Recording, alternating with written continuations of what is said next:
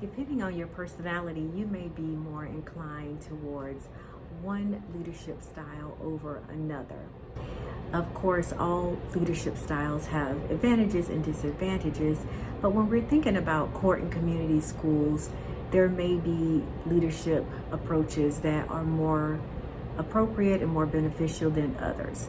So in today's video, we're going to talk about the 4 leadership styles, including authoritarian, laissez-faire, democratic, and transformational leadership styles.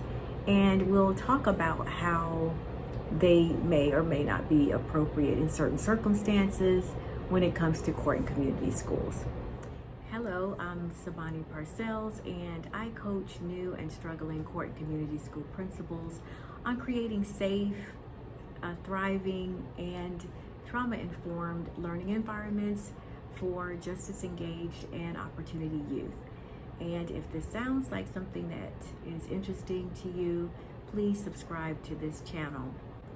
So we're going to get into today's topic of leadership styles, and the first leadership style that I want to discuss is authoritarian. In authoritarian leadership, the leader makes all of the decisions and there is not collaboration with other stakeholders or team members. The information is usually coming top down, and there is a clear hierarchy, and team members are expected to follow orders without question.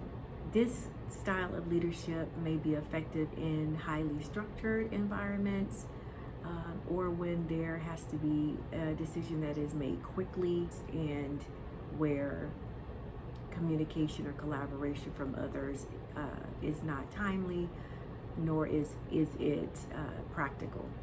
However, this style of leadership may limit creativity, and it may also lessen the motivation of the other team members. In court and community school settings, this would not be the most effective style of leadership in every circumstance, because the court and community school setting is not highly structured. There are changes that are happening every day with students coming in all throughout the week, all throughout the year. It's important that communication and collaboration between teachers, other staff, as well as the administration is happening so that students are served appropriately and effectively. The second style of leadership is laissez-faire. In this style of leadership, the leader is completely hands-off. There is very little guidance, there's little direction. The team members are given lots of autonomy without any conversation with leadership, and expected to perform daily without guidance or without direction from the leader. This could be beneficial in situations where the team members are highly skilled and where the work is specialized, and the skilled workers are very capable and competent in their work and in the outcomes. However, in a court community school setting, this would not be an effective form of leadership, because it could lead to confusion because of the changing student body and environments, policies and procedures that happen quite often in schools. Leadership that is more hands-on and more communicative is best and more appropriate. The third form of leadership is democratic leadership. In this style, the leader involves team members in a collaborative way. There's communication, and both team members and the leader makes the majority of the decisions for the organization.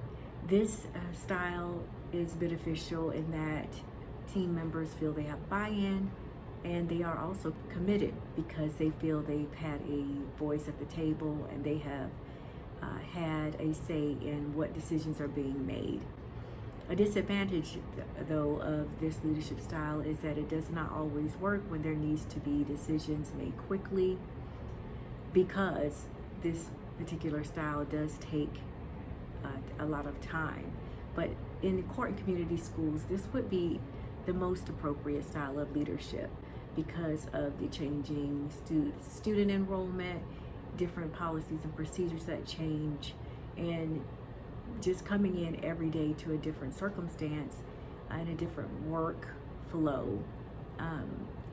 It is important that communication happens, that collaboration happens, that all team members are involved in the flow and the work of the school, so that supporting students is done in an effective way with all team members having commitment and having a say and a hand in what happens for the best outcome of students. And the final leadership style is transformational leadership. And this takes the democratic leadership to a different level. The leader that is transformational has a very clear vision. The leader motivates and inspires the team members to really do the best that they can do, to go outside of their regular flow and to try new things, to follow the vision that the leader has, so that the organization grows and it is transformed and it is a positive experience for everyone involved. This as well would be an appropriate approach in addition to the democratic, or as an expansion of the democratic leadership style, to have that transformational leadership style where team members are not only involved in decision making, but they are making decisions based on a clear vision and on being motivated and really committed. So this wraps up our discussion of the 4 styles of leadership. I hope that you recognize the type of leader that you are, and that you understand all leadership styles have their purpose, they have their space, but perhaps you can combine 1 or 2 of them to make your leadership approach the best and the most appropriate for your school site, and so that your team members aspire to do the best work that they can do. So I hope that you received value from this video. If you have, please like this video and share it. Also, again, please subscribe to this channel, and I will see you in the next one.